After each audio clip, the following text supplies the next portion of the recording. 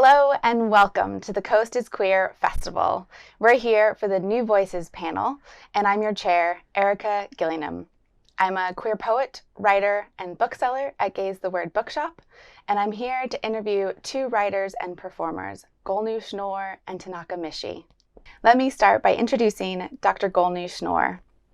She is the author of The Ministry of Guidance and Other Stories. Her debut poetry collection, Sorrows of the Sun, was published in 2017.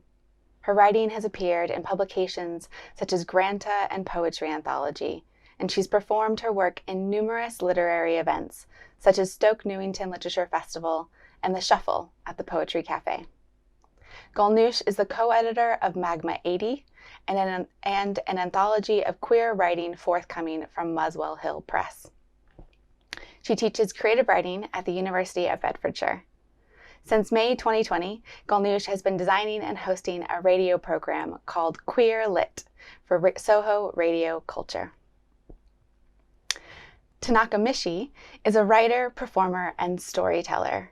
His writing on issues surrounding masculinity and trauma have been produced on screen for BBC Three and on stages nationwide, including at the OFFIE-nominated Boys Don't, which he co-wrote and performed in partnership with Papertale and Half Moon Theatre.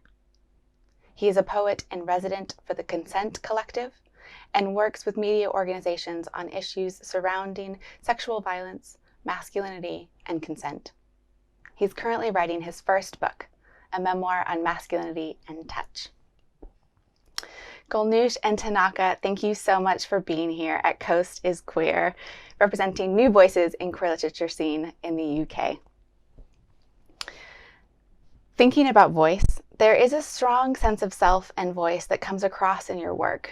You have often written for and in voices other than your own as well. Can you tell me more about how different voices drive your work? I think for me, my background is first and foremost in theatre. That's kind of where I started. You know, I was like a theatre kid when I was very, very small, and then learned to not be irritating later on.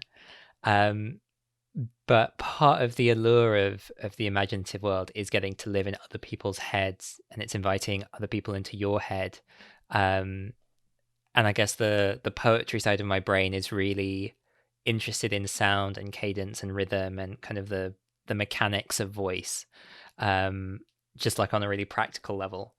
So yeah, that's where the most fun is in how we connect to each other. And I think particularly, like, we've all had a year where connection has suddenly become really difficult and really important at the same time. That act of empathy, of either being vulnerable, speaking authentically in your own voice, or getting curious about the inside of someone else's head and heart. Like, for me, that's so much the point of why I write and why I read, and why I watch plays and why I listen to the radio and all of those things.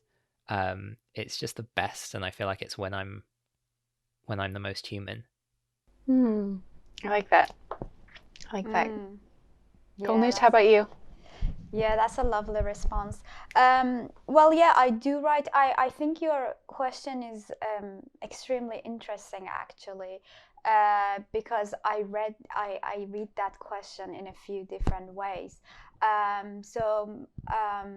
I'm kind of uncertain about whether you're speaking about the multiplicity of voices or characters, but I like that uncertainty, and I'm going to go with that, and I'm going to answer both questions that I read from your question. So, for instance, and I do it differently, like Tanaka in my short stories, for instance, I do write from different perspectives, different characters' point of view. And it was really important to me to have, because this book is also about representation, and representation is important, although it's not everything. But it was of the utmost importance to me to have representations of Iranian queers, Iranian protagonists who express non-normative desires and sexuality.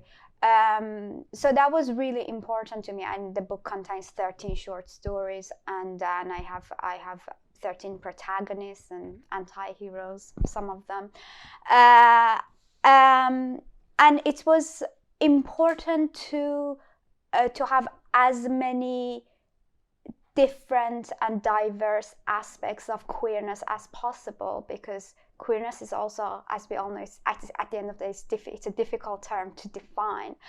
So for me, with the book, for instance, with the Ministry of Guidance, it was important to have protagonists who express bisexual desires, female bisexuality, male bisexuality, and I have male homosexuality, lesbianism. And it was really important for me to portray all these, queer desires. So that's where and because I interviewed also other Iranian queers, and it's not just based upon my own personal experiences, I did end up having different characters, which I wanted, which was what I aimed for. But in poetry, I do it very differently. So in my poetry, I do often write from the point of view of an I, which is very similar to me, but it's also my poetic persona. So then that becomes for the reader, for any reader who identifies themselves with them or who sees parts of themselves in that poem, they become that poetic person, that they become that I, they become the poem. And that's the beauty of multiplicity of voices and selves, different selves. Like, just to quote Walt Whitman for no obvious reason, then because he said, I contain multitudes, and I think that's such a queer quote, because we all do, and I think that's part of queerness. We are, it's complicated and it's interesting, it's multi-layered. So it's important to have a few voices, and not just at least a few. But also because I'm inspired in my creative practice by so many different voices and different mediums and different artists and thinkers, and that I think that shows itself also in both my prose and poetry. And thinking about how to speak about both your work, it is so it has so many multitudes to it. You both are writing in different forms, and it was so interesting to hear you both talk about your poetry as different from, say, your short stories or your theater work, your playwriting. And I think you're spot on. Of course, the poetic voice. As a poet myself, I'm like, of course it's different. Of course it's coming more from that space of a singular poetic voice, but one that the reader can step into, or the listener can step into. And what I think is interesting in what you've both said is that the poetic voice allows for a certain kind of empathy from the listener, but that the stories and your theatrical works, Tanaka, that you didn't say this directly, Golnoosh, with your stories, but I think there is that level of wanting to create a space for empathy. And I wondered if you could both say a little bit more about what that power of the empathy is that you're wanting to get from the reader. I think for me, like, poetry is very intimate. Like, if poetry is a little hotel room with just you and one other person, then the other writing I do, so the plays, and now this year prose, those are more like a rock concert. It's like, it's still intense, it's still big, but it's lots and lots of people, and it's the energy is bigger, and it's just broader. And I think for me that those are both really important, just really important experiences, like as humans, to be able to give each other. It's not even all empathy. Like, that's one of those words that we throw around, and I'm very guilty of this. It's not even just the curiosity about other people's experience. It's that kind of, I almost want to say communion. That kind of, that real, like, feeling of connection, which you can get through the written word, or you can get through a piece of art in a different way than you can get it through relationships, because relationships have agendas, and relationships are really high stakes for us. Like, if we lose relationships, that feels awful, and we do a lot in our lives to try and make sure we don't do that. Whereas through the written word, you can kind of go to those much braver, sometimes much darker places, and know it's going to be okay, because you can put the book down, or the play will definitely be over in 90 minutes. You know ultimately it's going to be fine, and you'll go back to the world, and you might go back changed, but it won't have changed too much on you. So I think one of my creative writing teachers used to talk about writing like gloves, like safety gloves, for dealing with some of the darkest and most difficult things that we face as human beings. And you can handle it in a way, and we can handle it together in a way that is a little bit safer, and so we can then be a lot braver. I like that metaphor a lot, and the idea of communion, but also taking care when handling the subjects that are there. Is there anything else you wanted to add, Golnoosh? I just completely agree with Tanaka, and I actually love what he said about how sometimes it's easier to find those connection in art than in real life, because you're allowed to be and it goes back to the previous question, also to the previous point. You're allowed to be different things, and to contain different, to embrace different voices and different modes of being in the way that sometimes it's not possible in real life. And one of the other themes that I saw running across the kind of breadth of both of your work was around gender, and the idea that your characters or the projects that you build for them are often pushing against different ideas or restrictions or constructions of gender. For example, Tanaka, in your theater production Boys Don't, and Golnoosh in some of the stories in the Ministry of Guidance. Can you say more about that thematic focus? I didn't really do it even intentionally, maybe a little bit, but I always saw gender as a limitation since I've been a kid. I felt like it was a limitation rather than an exploration, and I always wanted it to be an exploration, or not to exist even.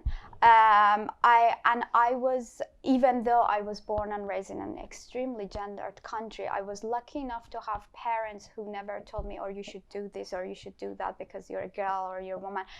And so I think I was kind of, I feel like as a cis, but growing up also in a very gendered country and world, as a cisgendered woman, I feel that the conventional femininity and womanhood and the aims and objectives of being a woman, it never appealed to me.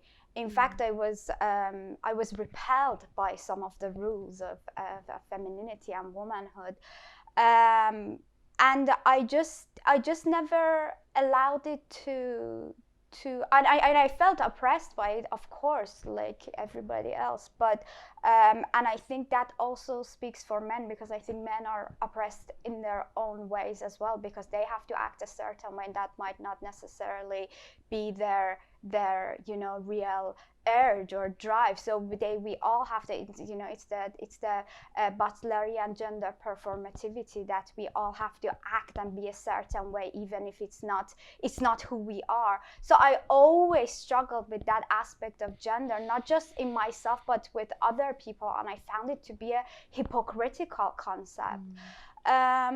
So, and then that shows itself of course in my writing as well, that my female characters and my male characters, they don't act according to their gender, and they don't care about their gender. Basically, they do what they want to do, and they resist the definition of gender norms.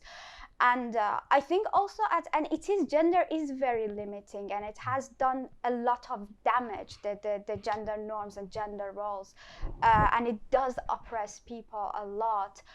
So I think it's also important for us as artists and as thinkers to tackle that and to question it, and to so yeah, that has been, so I would say, in my writing, in both my prose and poetry, it's both intentional but also unintentional and natural. It's natural for me not to obey those rules. It's natural for me not to act a certain way because I'm a woman, or I was born a woman, or whatever, however you want to talk about it. But actually, I have a small anecdote I would like to say, because I was thinking about this today just for no reason. So even though my parents were quite like easygoing about these things, one time when I was like a toddler basically, and I was just having a fight with one of my brothers, and we were just beating each other up or something like that, shouting, you know, the usual stuff. And my grandmother, she was looking after us that day. And she told me, you need to stop. And I was like, why don't you ask him to stop? Like, he started it. It's not all my fault. It was like basically mutual. It's a fight, you know, we're both responsible. Why do you just blame me, basically? And she said, well, because you're a lady and you're not supposed to act like that. And I started shouting at her, no, I'm not a lady, stop calling me a lady. Because even as a toddler, I could see that that was her way of oppressing me. Oh, my poor granny, I do love her. And she was like, oh, okay, yeah, keep fighting, I'm out of this conversation. But even then, as a toddler, I could feel it. I could feel that, like, this is gonna be a form of limitation and imprisonment, and I wasn't gonna have it. I wasn't gonna act according to that. So yeah, so, and that of course shows itself in my writing. Yeah, so that was all my opinions and stories about gender. That's good. Tanaka, what's your take on things? Yeah, like, hard agree again. Very much. I think for me, so it's hard to know exactly how I turned into this person who talks a lot about masculinity. When you were introducing me, I was like, oh, that word is actually such a big focus of my work. And I think a lot of it comes from kind of various experiences I've had, which I'll get into later, but kind of growing up being very bemused by the way the boys around me were doing masculinity and kind of going, that seems like a lot of work. Like, you're putting a lot of work into really building this identity that doesn't look particularly fun, doesn't look particularly comfortable, doesn't look like it's doing your relationships, particularly with the friends you had who were girls, doesn't look like it's doing those relationships any favors. And I guess a bit like Golnoosh, I have a family that really gave me permission to not participate in that to an extent. Like, that, you know, there were limits to that permissiveness, but it was very much kind of, especially when I was young, I was like, meh, you know, do what you want with this stuff. And then I think I sort of came to the idea of gender being performative kind of way before I ever got my hands on Judith Butler, because like, I was around scripts a lot of the time, and I did you know, drama school as a kid, and my best friend's mother is a theatre director, a lesbian theatre director, who works a lot with joy and play and really kind of wonderful work around deconstructing gender in ways which are really joyful. So that was, you know, like, I was doing that in the dressing up box when I was 5. Those pictures are floating around on the internet somewhere, thanks to my best friend, which is blackmail material that she has over me. But it was always there, that kind of, that, looking at what everyone else was doing and going, this just seems very silly, and you're taking it super seriously. And I think that's the part which I kind of constantly come back to, and I work with really dark material now on occasion, so kind of constantly coming back to the fact that actually it's all just an act, and we can make choices which buck against that and which resist it and which play with it. We can choose to be mischievous about how we engage with gender norms, even if we have to, even if there are situations where it's not safe to be as kind of visibly resisting them. We can try and be mischievous in the ways we do that. I was at not physically, I was on Zoom at a drag king showcase last night, so it was kind of a bunch of relatively new kings.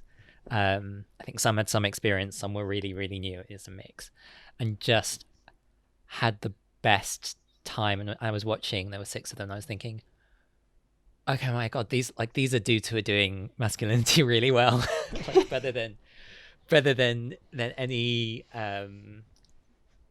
like cis straight men who have, you know, put so much pressure on the performance of masculinity and on being that way and invest in it. You know, it's a little bit like Hollywood actors who go so far into the method that it becomes destructive to them. It sometimes feel like that's the entirety of what our society is doing. And you could just say, hey, I'm going to play with this when it works for me and the people around me. I'm not going to play with it when it doesn't. I'm going to pick and choose the bits which I like and which I don't. And so for me, to do that requires opening up space and opening up, like, decoupling our identities from that performance of masculinity. And not necessarily from identity. I think identity and the performance bit are separate. But kind of going, oh, okay, this doesn't make me, I think is a really, really useful thing in my work. And a lot of my work is trying to open up space around that. So Boys Don't, which you mentioned, was a really lovely project that I got to do with 3 other writer-performers and a fantastic director. And it was about that transitional age for boys around secondary school, so 10 or 11 for people not in the UK, which is when some of the really kind of harsh messaging around emotional repression starts to land on boys. It's where you start seeing really bad behavioral problems as well. It's where you start seeing boys kind of resorting to various kinds of violence in order to try and elicit love and attention and all of these things, because they're not getting it any other way. And it was just so fascinating. So we do this show. It was 4 of us, 4 men, kind of from quite diverse experiences. We talk about times in our lives when we cried. It was a spoken word poetry show. So 4 sets of poetry. And I remember, I have an anecdote as well. We did a show in one of these big kind of super academies that's been made by like smushing a bunch of failing schools together. And they said, great, this is going to solve all of our behavioral problems. Eek. So they sent us all of the boys in this school of, you know, thousands of students who had behavioral issues of every kind. Then they realized that all of these boys were never in the same room. So they sent us like an entire cohort of teachers to stand around guarding them because they were convinced that they were going to kick off if they were shown, you know, 45 minutes of poetry. And about 20 minutes in, the teachers are all looking at each other like, what? Why are they not kicking off? They've been sitting here listening to poetry for 20 minutes. Why is this working? Why is this, you know, what is this? And then one of them got a bit uncomfortable in his chair and he sat down on the floor and they all kind of went, and then realized it wasn't anything to worry about and sort of relaxed and backed off. But I think it just showed that approaching this stuff with play and with kind of a spirit of just opening up room around it, having discussions, really foregrounding that this is not the default, it's not natural and how we have to be. These norms are not an essential part of who we are. It opens up so much space and creates such opportunities for us to grow. The description of that performance sounds like it was really incredible, and I love the way that you both spoke about kind of interacting with gender as children, even given permission, but kind of even from an early age, kind of being like, oh, I'm going to pick this and reject that. And that feels very familiar to me as listening to both of you, and that there's a lot of kind of opportunity there. As much as there is restriction, there's also opportunity and for so much, as well as discussion. So thank you both for your such thoughtful responses to that question. And I mean, we're here today to kind of introduce your work to a wider audience, so, you know, whoever is here, wherever you're watching from for Coast is Queer, as new voices. But of course, you've been writing and publishing and producing work, as many do, for a number of years. And so I wanted to give you both a chance to read from your work, for us to hear from your work, especially those who may be less familiar at home. And so I wondered if Golnoosh, if you would read first, sure. With Tanaka to follow. I'm just going to read an extract from one of the stories from the Ministry of Guidance and Other Stories. And the story is called An Evening of Martyrdom. And I'm going to read this story because it's available online and people can read it for free on Granta, if they're interested after hearing the extract, which I hope will be the case.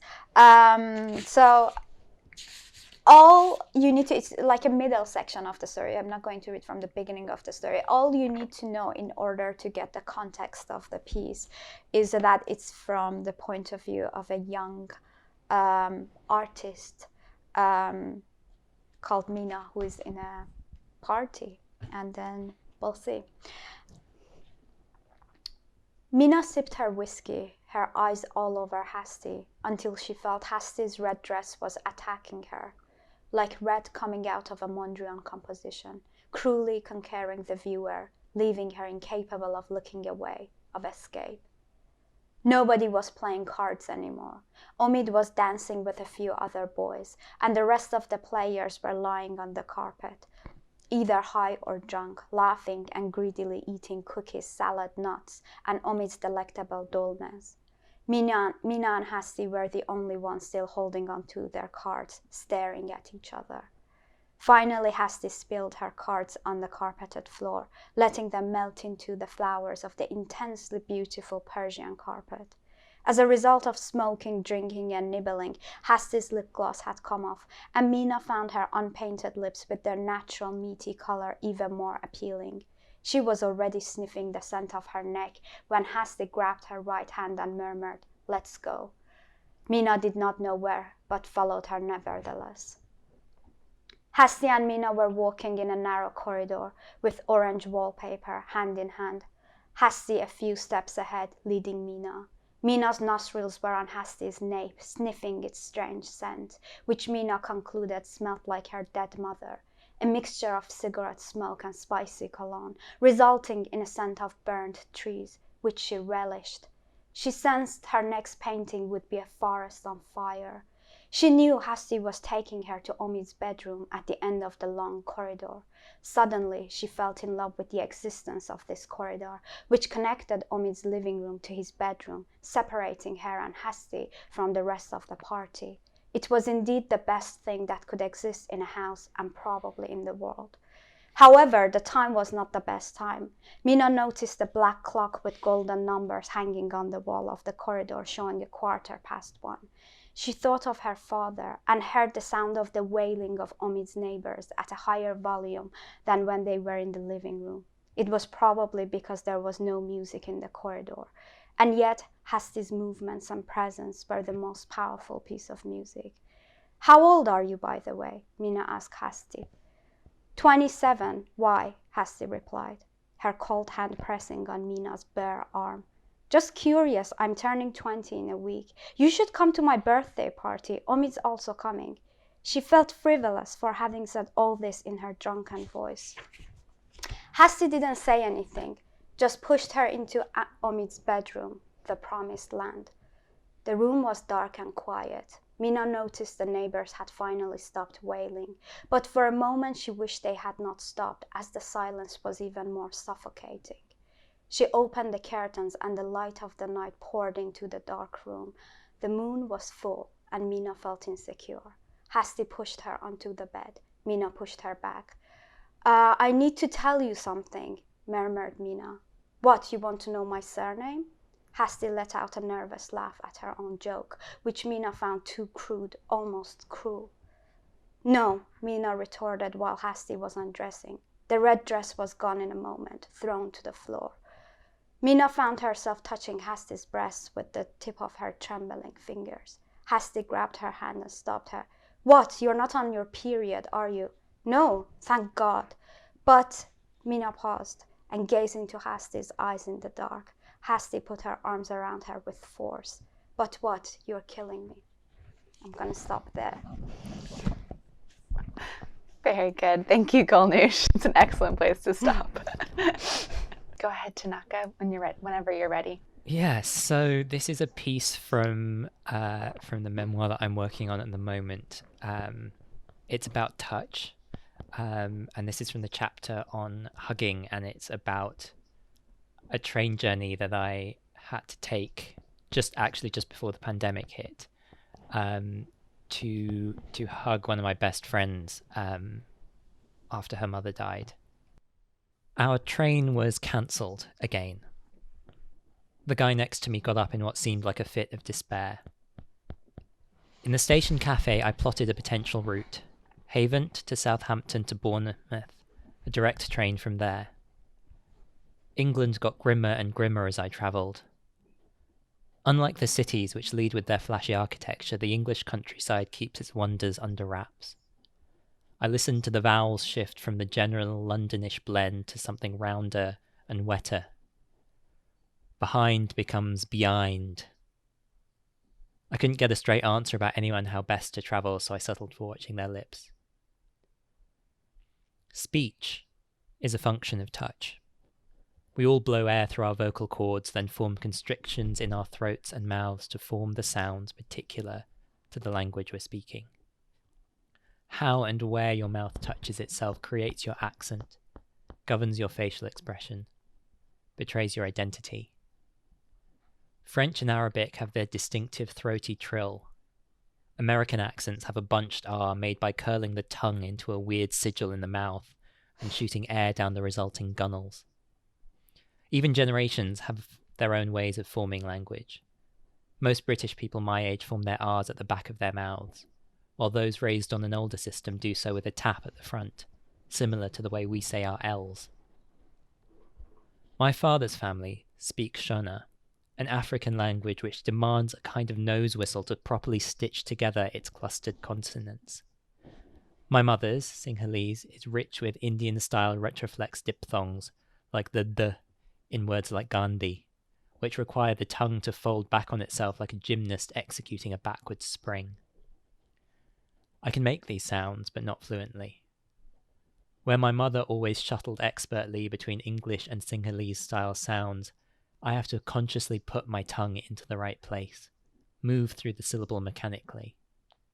Sometimes I construct sentences so that I have a pause before the difficult word. My next train gets stalled just before Southampton. The driver's voice, when it comes over the tannoy, is the most West Country I've heard yet. He ekes out his vowels as if they taste good. I wondered whether Samantha's accent would slip towards this roundish sound.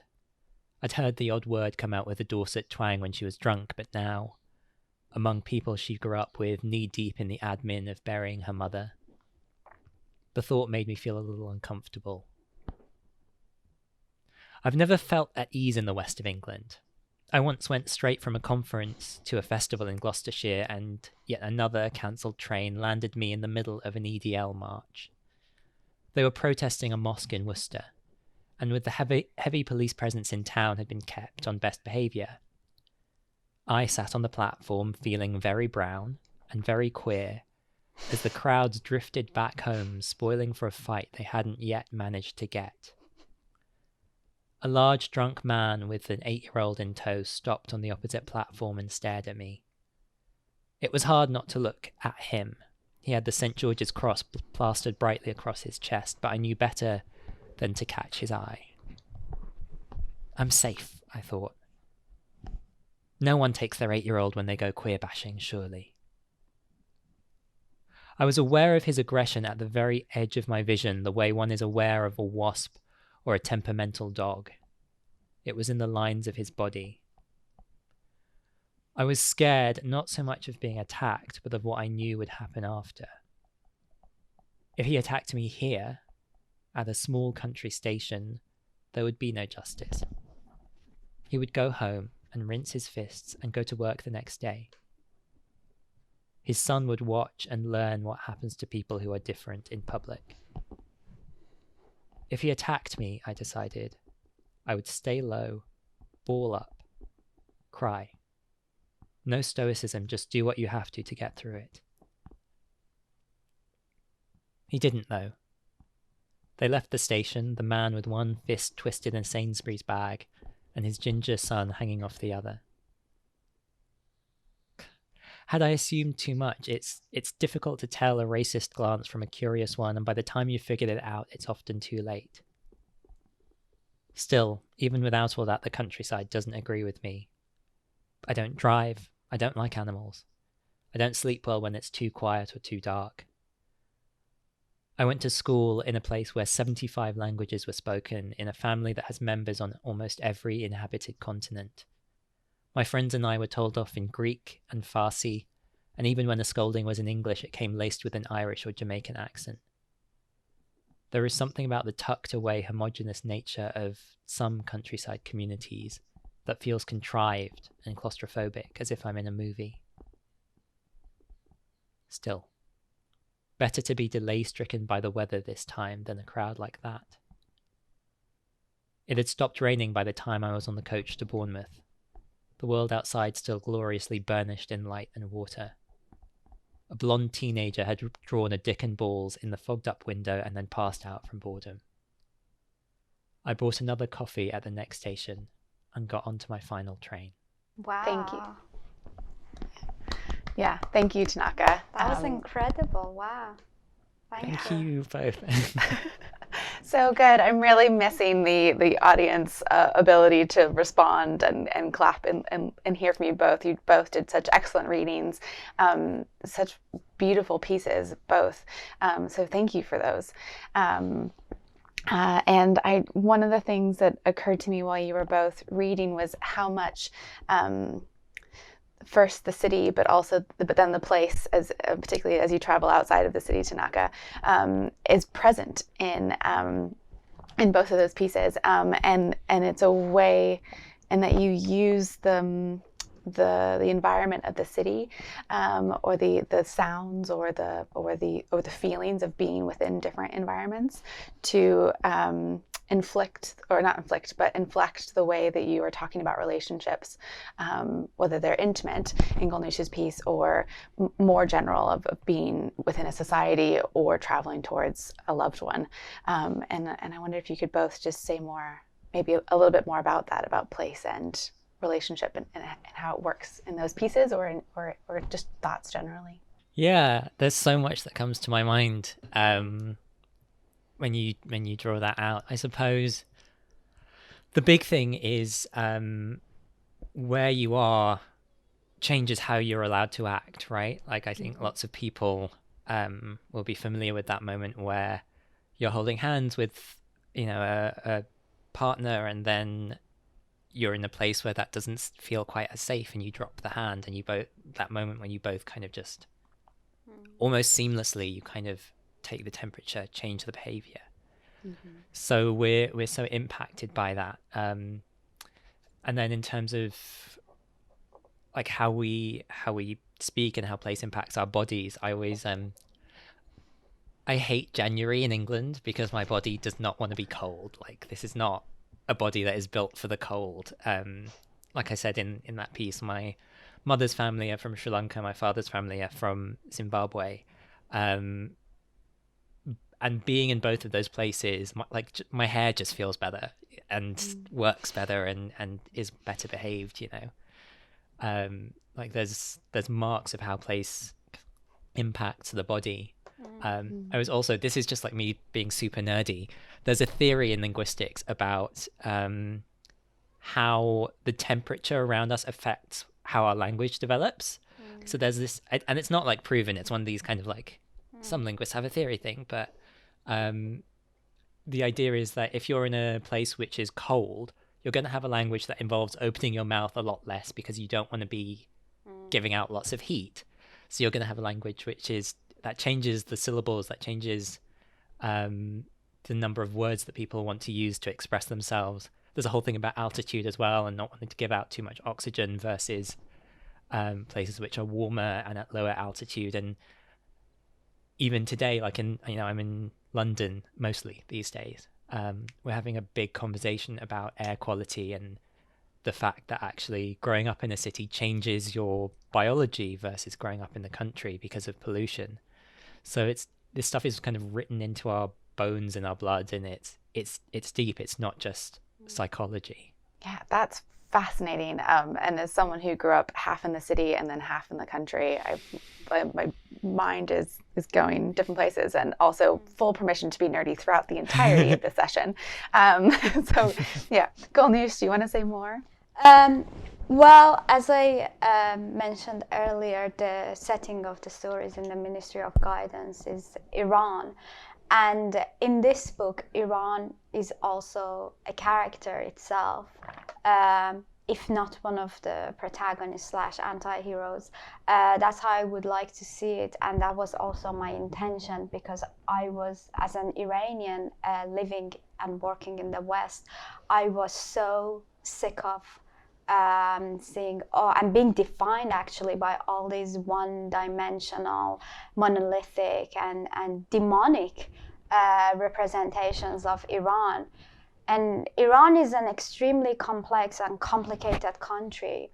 And in my book, I try to portray a nuanced picture of Iran, as nuanced as possible to my knowledge, you know, as a cisgendered, middle class, bisexual woman living in Tehran.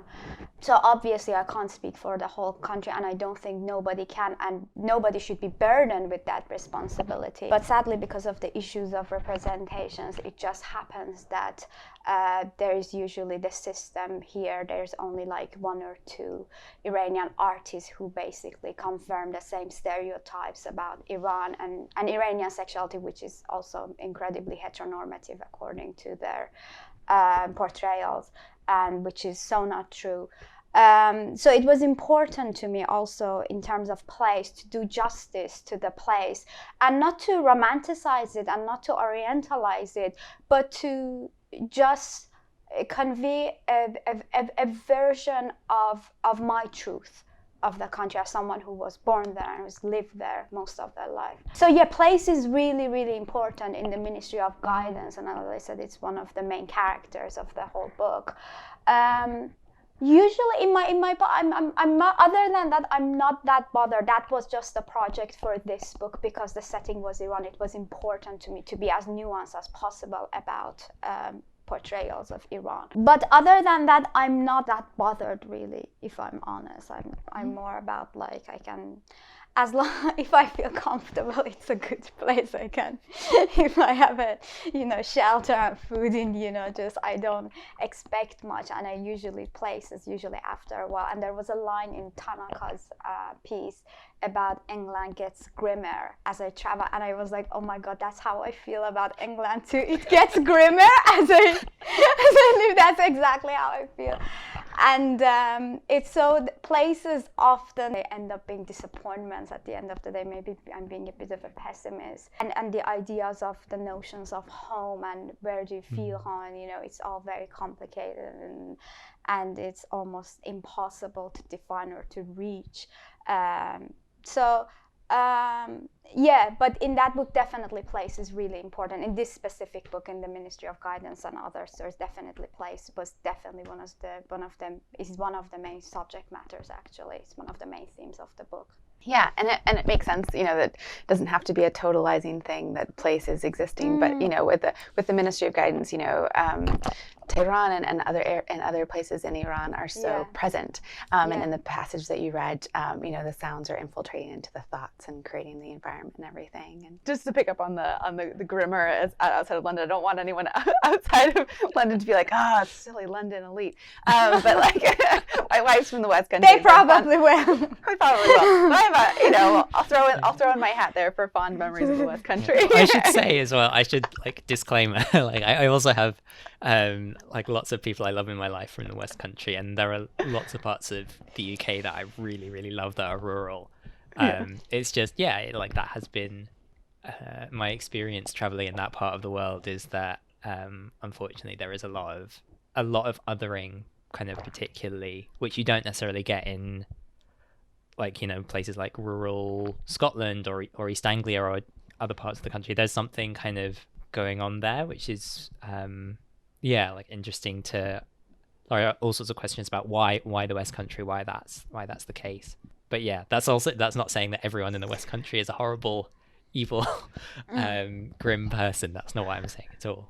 Yeah, no, exactly. And I really liked what you said too about, like, the kind of the moments when you realize that you are in a different place, and you know, dropping hands with a partner, and it's something that I'm sure for most people watching this can relate to. I can remember really early conversations with my partner, which is over a dozen years ago now, but just agreeing early on that if we dropped the other's hand, whether it was in London or in my rural county back home in California, that we didn't mean any offense by it. It's just one of us felt uncomfortable. So it's really, so many threads to pull throughout this. But I wanted to go back a little bit to your work again, Golnoosh, in terms of the exploration of taboos, and I think you sort of touched on it in terms of the stories in the Ministry of Guidance, and in that collection I think there are themes of sexuality and religion, kind of not very like at the forefront, but kind of around, as well as censorship. And I wondered, you know, how do those taboos or pushing against the idea of what is considered a taboo, how does that figure in your writing and your creative process? So basically, like this, the story I just read from An Evening of Martyrdom, it's that could be like, and having a lesbian sex scene in a story where it's on the night of where the whole nation is supposed to be mourning one of the imams who became a martyr thousands of years ago, and that's kind of that's juxtaposition of kind of this religious wailing from next door neighbors, and then these like kind of decadent queers like partying. Yeah, it's a taboo, but at the same time it shouldn't be a taboo. Like, I'm sad that's a taboo, and I don't do it on purpose. I don't like, okay, now I'm gonna like write something really transgressive and like really queer and really taboo. To me that's more natural, you know. A homosexual act is much more natural than religion, than the imposition of religion. So I think it's actually what is the real taboo for me is like to be controlled by these authorities such as religion in the 21st century, for people's desires to be controlled by these authorities. So that's the real taboo in my opinion. And also the other thing is the homosexual acts, which are also very common in Iran, as I have expressed in my stories. They're not taboo in the sense that they're actually really common, and especially in religious environments, that's a known fact. But it doesn't, they want to oppress this knowledge, they want to paint a different picture, which is not true. So they are the ones who are doing taboo things really by imposing their religion, imposing their belief, trying to control people's sexuality, trying to control the natural flow of sexuality and desire. So I don't see it like that. Like, I don't think, okay, this is gonna be a really taboo book because like, wow, lesbian sex next door, and then these religious people like wailing and calling their imam. But and I know like the effect is like that. Oh, okay, but that's not even my intention. That's natural to me. That's what I'm interested in. That's what I write about. And if that's perceived to be taboo by society's really bad standards, that's not really my concern. Yeah, exactly. It's just this is life, and I'm not gonna pretend that it's not going on just because there are these kind of imposition of restrictions or religion. As I was thinking about your work, Golnoosh, and then I was reading more about your work, Tanaka, and I thought it was really interesting the way that you describe your work, kind of your experience in working with tricky topics is one of the ways in which you kind of broach that. And I think it's, you know, taboo and tricky topics, it's, you know, it's how do we talk about these things that can be more difficult. And your recent work, Tanaka, provides a space to explore in a lot of different ways and mediums, the repercussions and survival of sexual violence. But there are also spaces that seem to allow for discussion and awareness, as well as healing. And I wondered how that subject matter has changed or evolved for you, or not, through the process of writing and creating and performing. Yeah, I think much like Golnoosh said, I sort of started where I needed to start, and then everyone else said, oh, you're doing something quite transgressive, and I kind of went, oh yeah, I guess. So I started kind of the big work that I've been tinkering away on is called This Is How It Happens, and it's a play specifically about male survivors of sexual violence. And I did it one of those where you start a thing and then put it in a drawer because you're not brave enough to deal with it yet, but you know that the writing is there. But I started it about a year after an experience that I had at university of being sexually assaulted. And I remember kind of in the aftermath of that, going to the library, trying to figure out how to get the answers to a lot of the questions I had in the wake of that, and them just not being there. And I think that's just generally, if there's an arc to how I've dealt with that particular subject, is trying to answer and ask better questions. Because when I saw what people were saying about sexual violence in general, but particularly against men, everyone was very theoretical in the literature that I was able to get a hold of. So it was kind of, how often does this happen? And the answer is, it's 1 in 6 men. And how often does this happen in the LGBT community? And however, whatever percentage. I know for bisexual men, it's about 47% prevalence rate, and then for gay men it's slightly lower. For bisexual women, it's slightly higher than that. And then that's it. That's like, this happens. It happens a lot. And the questions I had were, okay, well, what does it like? How do I have sex again? How do I fall in love again? What does this mean for me as someone who might want to be a parent, a creative person? So all of these questions were there, and they're really like good questions from a creative point of view, as well as being really, if we're saying that these are the statistics, we know that there's a lot of people wrestling with these questions. And so that's really, and this is how it happens, that's what I'm exploring. So I've got a character who's kind of thinking about, well, how do I fall in love again? And particularly as a bisexual man, how do I communicate this with my partners? What's the difference between how my partners who identify more with masculinity are going to react to this versus partners who are kind of more feminine? There's a character in it as well who is figuring out whether or not to talk to his wife about what's happened to him, and also trying to navigate a situation at work where he's essentially being advantaged over a woman because he's a man, but the person who's abused him is in that mix as well. So it's kind of like that balance between, well, where does my allyship and where does my care for myself sit, and how do I balance those two things, which is something that's kind of really present for a lot of male survivors. These kind of nitty-gritty questions about what does it mean for us to live in a society where there's a huge amount of abuse going on, and particularly for us as an LGBT community where so many of us have been through these experiences. How do we live together? How do we fall in love with each other? How do we support each other? What does all of this look like? I really couldn't see those answers coming out in the way that I needed. And so for me as a writer, I was just like, okay, that'll do me for a while. That's interesting. And I'm sure as hell invested in finding this stuff out, so I might as well do some writing along the way. Absolutely. And those questions are such, as you said, like useful for the creative process, but such important questions with the reality that's there, and also the lack of any type of writing or creative work that's really prevalent out there. And I think it's really interesting, and maybe this is my own kind of the work that I'm working on at the moment as well, kind of trying to also fill in a gap for me that's needed. And listening to you both, that's kind of what I'm hearing as well, is there is this experience that you have, and this reflection and kind of landscape of experiences and questions and moving forward that you're wanting to kind of backfill in, and also provide a window in for bigger discussion, whether it's ideas around sexuality and Iran, or the reality and the healing and the relationships that come after sexual violence,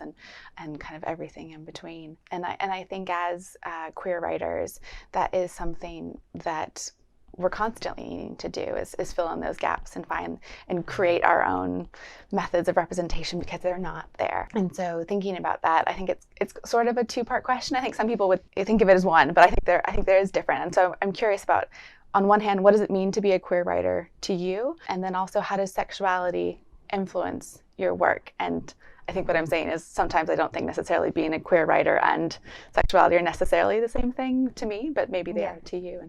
And so if you could just speak more about that from your own experience, I'd love to hear. Yeah, I agree with you, Erica. I don't think queerness is just about sexuality, and it's much more than that. I I actually do love Sarah Ahmed's definition of queerness, which anything that disrupts the order of things. And I love that disruptive aspect of queerness. And of course, non-normative sexualities are still queer, even in countries where they are legal. They are still, as you were both talking about, how sometimes we can't hold the hands of our same-sex partners because it's still queer, it's still disruptive, and it's still not accepted.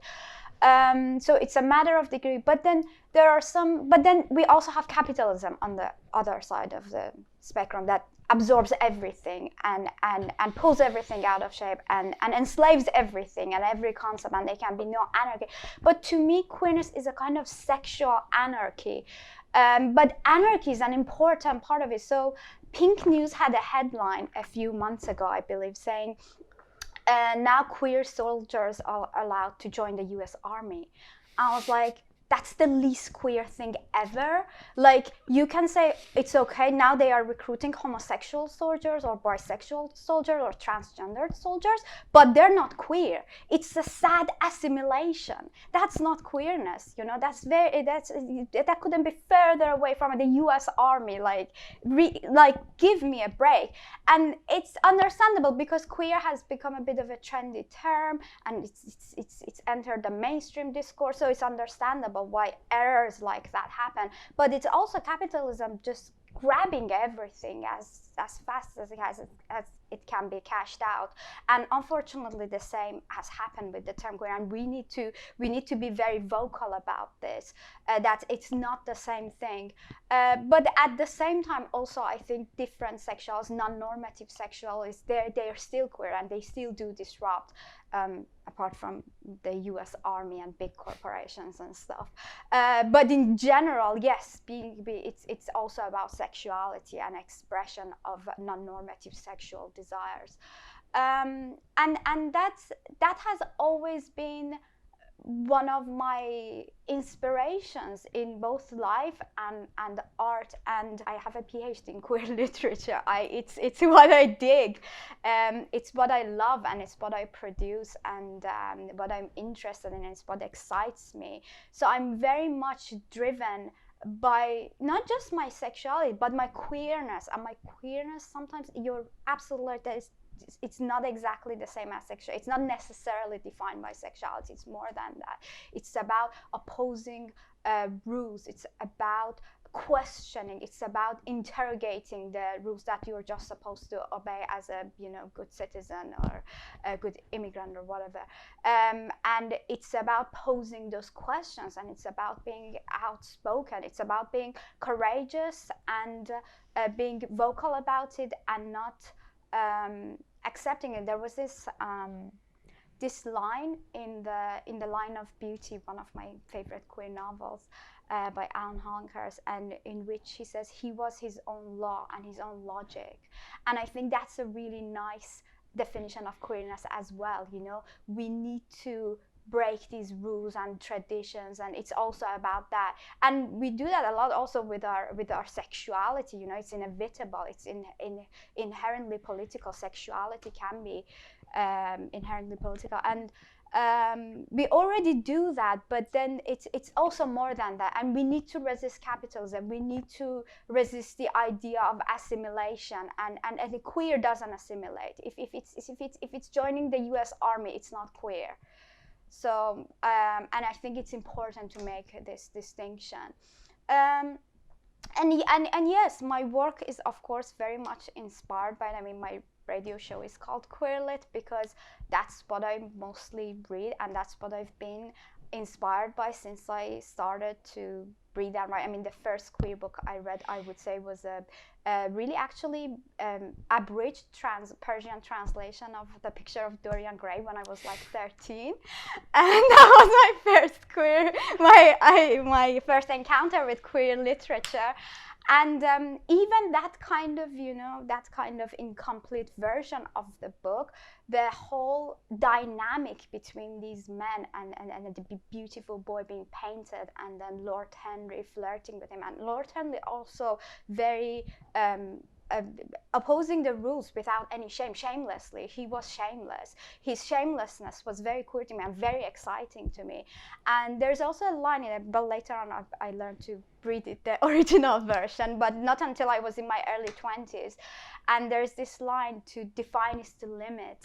And I love that. These definitions, it's about opposing these definitions. And that book, those characters, their queerness, and it's not a very queer book by the standards now, by the current standards, because now, progression. But even that like completely incomplete, not even like subtle, those even subtle moments of queerness, and the way Lord Henry was so dismissive of all the rules and mocking the rules even, that was really exciting. And the way he was flirting with Dorian Gray, this beautiful boy who was being painted by his best friend, I found that whole dynamic really queer and really exciting. And so since then, I've always been, obviously I've been expanding my reading. And later on, you come across, Audre Lorde and queer theory. Sarah Ahmed, Judith Butler. These are really important thinkers who have influenced my creative practice. But yeah, I am mainly interested in that. Every now and then I read because my background is in English literature. So yeah, I know, I like all English literature students. I know a few lines like by Eliot and stuff like that. And it's beautiful and makes me tearful sometimes. I have those moments too. And where it's a kind of, but generally, especially when it comes to fiction or even nonfiction, when it's not poetry, I'm not interested in any more representations of, boring heteronormative couples who are just, getting married and producing children and doing a 9-to-5 job. That's not interesting to me, unless like the craft is like something amazing. Every now and then I read a novel by like Julian Barnes, and it's like the language is so beautiful and the craft is so fun, and I enjoy that inspires me, that informs my creative practice. But those are rare moments, really. Mostly the writers who I'm interested in, and artists and musicians, across all art forms, they all, one way or the other, they're queer. And I do believe most great artists are queer. They have a queer vision, because if you just want to follow the rules and the conventions, you're just gonna repeat repeat the same old bullshit.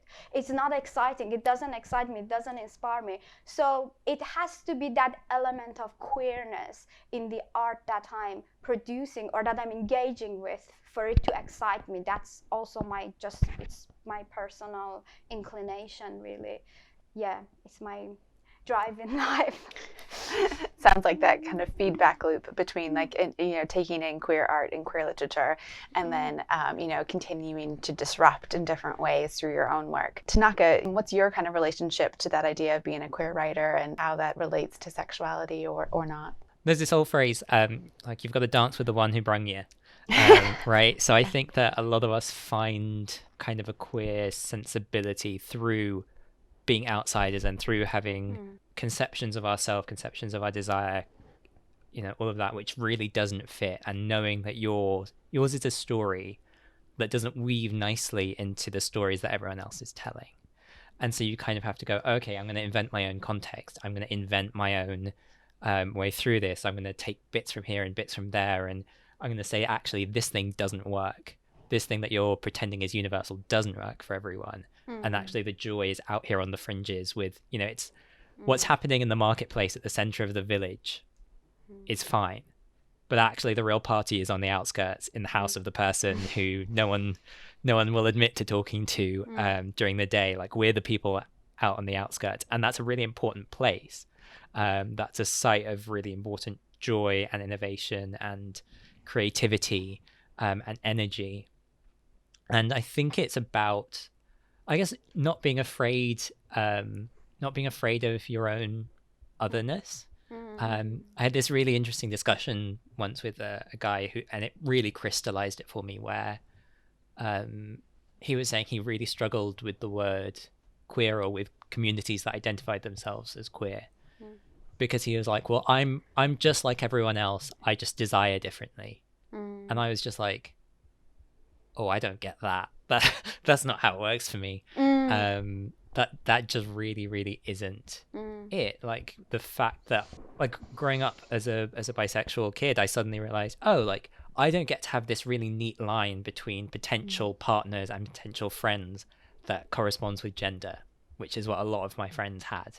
And it was like, yep, boys are for being friends with, girls are for dating. And I was just like, it's more complicated than that. Friendship doesn't work for me the same way it works for you. I have to make up my own rules for that. When I'm looking at kind of my future and like, how do I pass stuff on to the next generation, which is like, I have a bunch of friends who are having kids at the moment, so this is very much on my head. Is it through biological parenthood and meeting a woman, and then we, have some babies, and then I get a job, and then they do it all rinse and repeat? Or are there other ways of are there other forms of lineage that are open to me? And how do I invent a version of that where I can give everything that I can give, and where also I get the fulfillment that I actually need? And not just going, this is the way you do it, but going, okay, actually, what do I have? What's the situation? How do I respond to it? One of the things that I realized when I started doing work around consent, I did a really fun show with an organization called the Consent Collective called How to Be Good in Bed. And we went around to universities, and it's kind of like a comedy thing, and we're kind of talking about sex and consent and relationships. And I suddenly had this revelation of lots of straight people don't ask each other what they want to do in bed and what they're into. And I was just like, Straight people. Oh, right. This really isn't on your radar. And like, I have one of those histories where, fortunately, I was around lots of bisexual people from kind of way before I came out. So I haven't actually had that many straight sexual partners. And those that I have had, like, they've all been, fairly queer friendly and kind of been around queer communities. And I was like, wow, this is really how a lot of people have sex. Because you're supposed to know, because you have a script of, we start doing this, and then we move on to this activity, and then we move on to this activity, and then we're done. And it just doesn't work like that if you've got a sex life where there are different bodies involved. So I also think that, there's queer stuff about being disabled. There's queer stuff about being, there's queer stuff about lots of things. One of the interesting stuff, just to go back to the work that I do, is that I think there's a really interesting thing that happens with straight cis men who experience sexual violence, which is suddenly they have this experience where there is suddenly shame in your sexuality. There is suddenly a lot of scrutiny on it. A lot of people are going to kind of come at you with homophobic stuff anyway. And I've talked to and encountered a couple of men who have been through that process, and it's a really queer process. It's an odd thing to say, but it's a really queering process, and it brings up a kind of questioning. That's what I'm driving at here, is that there is a kind of mischievous, inventive, creative, perpetual questioning that for me is the essence of, I think, what our job is. I don't know if I can say it. That makes it sound very, like capitalisty. And the job is not what I mean, but what we have to give to our society is this kind of inventive, MacGyver, mischief, questioning, screwing things up when they really deserve to be screwed up. What you said earlier about kind of passing on queer a lineage, it's almost like that's the idea, not in a procreative manner. The idea of queering, disrupting, of the playfulness, the mischievousness, not having a script. I was taking notes, and while you were both talking, and that really kind of being the essence of queerness, and it can relate to sexuality. But yeah, as you said, so many different situations where individuals, humans, find ourselves, where they're the script that we were following. Or the script that we're assumed should be following isn't the one that fits, and needs rewriting. It's a hierarchy thing as well, right? I think a lot of society is like, this is how it's supposed to be, and we live up to it. And I think the queer version of that is, this is who we are, let's live up to that. I like that a lot. Please write that down somewhere. Speaking of writing, I know that you are both working on new projects, and to round out the session, this panel, although I think I could continue speaking to you both much more about various different topics. And I wanted to give the viewership who are watching a chance to hear more from your work. So Tanaka, would you be willing to go first? And then Golnoosh, will you see us out? Of course. Mm-hmm. So I'm very on theme. I wrote this for a friend, and it's called How Do We Even Queer Though? This is how queer starts. Supermarket day. Falling for the wrong beauty in the aisle past the pick and mix, hot-cheeked, suddenly drunk. This is how queer cries. Into a duvet, a sleeve, into the tarmac on the main road after the bullies use their new car to play queer like a pinball. This is how queer thinks. Unworthy, unworthy, unworthy.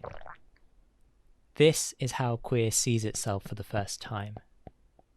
Talked and glittering in the mirror, hung with all the wrong beauty.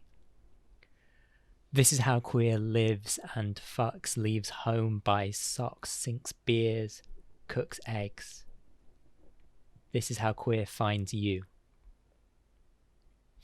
You, with your half a Guinness and your electric screwdriver, this is how queer falls in love. Exploded organ, raw graviton, so silent, so powerfully unfurled. This is how queer goes down on you in a pub toilet. Cleaves its life to yours. This is how queer prays. Lord, I better work. This is how queer loves. Lord, please let this work. This is how queer makes love. Lord, this is so much work. This is how queer works. Hands spinning rainbows, tongue smoothing over words that do not fit, too much porcelain in a landscape of peat. And this is how queer stops working. With a note, a text. Hard conversations on the station bench. This is how queer says no. No, I will not lose you. This is how queer tenders. Loses its hair, wades through the years like they're butter. This is how queer worships, how it fights, how it opens its body to every beauty it can touch and leaves the word wrong to wither on the motorway. This is how queer learns. How it spends Wednesday afternoons, raises bullet and gumdrop children. This is how queer sits in the doctor's waiting room. Does not cry at the diagnosis, but takes you into its arms. Apologizes for all the shitty things it used to do. This is how queer kisses you for the last time. And now, queer is ending. Hand in hand with you, chest full of beauty, whispering, I will see you soon.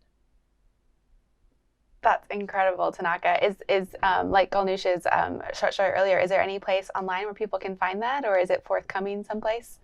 It is not published. So what I do with that poem is I do a little something every LGBT History Month with it. So this year I'm probably just going to record a little to camera, maybe do something fun with it. So people check out my Instagram and Twitter. So at TK the Twit on Twitter. You'll find it there later in February. Thank you. And Golnoosh, can we hear from you now? Of course, I'm just going to read a short poem and then finish with my queer manifesto. Just because this is a queer festival, and unfortunately I do write manifestos as well as poetry, so sorry about that, but don't apologize. It's brilliant. Yeah, no, let's go for it. Necessary. Okay. Exactly. I would like to read a poem from my poetry collection that's going to be published early next year by the 87 Press, Rock Song. The collection is called Rock Song. And the poem I'm going to read is actually one of my newest poems, and it's called The Cruelty of Impatience. Waiting for my girlfriend to come to me, waiting for my girlfriend to come for me, waiting for my girlfriend to laugh at me so I can weep, waiting for my test results to rescue me, waiting for my boyfriend to put on his lipstick and suck me, waiting for my boyfriend to don his dress and leave, waiting for my country to let me exist, waiting for any country to let me exist, waiting for my employers to pay me, waiting for socialism to breathe, waiting for my wounds to heal, waiting for my relatives to ignore me, waiting for my parents to spoil me, waiting for my siblings to admit, waiting for my friends to vanish so I can write an award-winning elegy, waiting for my lovers to tell me I'm their one and only as I leave, waiting for my favorite writers to read me, waiting for my favorite writers to ravish me, waiting for my publishers to prioritize me, waiting for my critics to patronize me,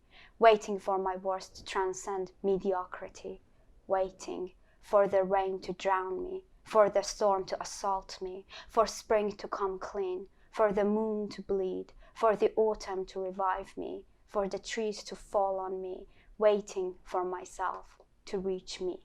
And then I'm going to read my queer manifesto, which is also going to be published in Rock Song. This is called The Future is Queer. And I would like to dedicate this reading to anyone who's ever been abused because of their sexuality and queerness.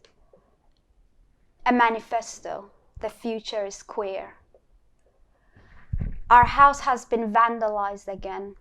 They have destroyed our bedroom, our bed while we were away, falling more deeply in impermissible love. They have violated our oceanic space, reduced it to a lake, only to pollute its lucidity, to poison our goldfish. They have violated our love, called it names, accused it of deceit, inauthenticity, because we did not conform. Their compulsory heterosexuality pins them down to their comfortable deathbeds, yet they rise from their cold coffins. We laugh at their heteronormativity. They detect the scent of laughter on our love-sucked breath. It makes them berserk. They call our survivalist pride vanity, our subversive intelligence snobbery, and our rightful sexuality abnormality, our myth-like love an uncomfortable lie. They rain and shame, smash and shatter, but we do not utter anything but poetry. They get agitated when we don't look scared, when we gaze back at their violence with our proud faces. Be patient, my love. The fire of us will escape from this dungeon and explode their hollow buildings. Be patient and behold, watch us burn. Thank you. So good. What, like, the set of readings to, like, end with? Yes, I hope everyone at home and watching this is just enjoying and cheering and you know, responding back to all of these, because they're just incredible. Thank you both so much. Before we go, can you just let people know where to find you? We're currently in an online space, so you know, where can they find you online until we can all be in real lives together? So I'm at Tanaka Mhishi, just like my name, on Instagram, and then Twitter is a little different. So it's at TK the Twit, so TK the word the, and then TWIT. Brilliant, thank you. And I have a website. I should mention that. tanakamishi.co.uk. So if anyone wants to get in touch, there's a contact form there as well. You can drop me a line. Perfect, thank you. I'm on all social media platforms, unfortunately, and so they can find me on, but most of them are private. It's okay, feel free to request. It's on Instagram, I am Golnoosh Nour, and on Twitter, I am at Dr. Nour with 3 R for Nour. That's about it. And my Facebook is Golnoosh Nour as well. People can find you there. You'll have forthcoming work, Rock Song by 87 Press, who I chaired a panel with 87 Press last Coast is Queer Festival, so other folks may be familiar with their publications. So really exciting that they'll be publishing with them. And Tanaka, please shout about it when your memoir finds its home. Really can't wait to read more of your work. Thank you for being here. I'm Erica Gillingham. You can find me at Erica Reads Queer on Twitter and Instagram.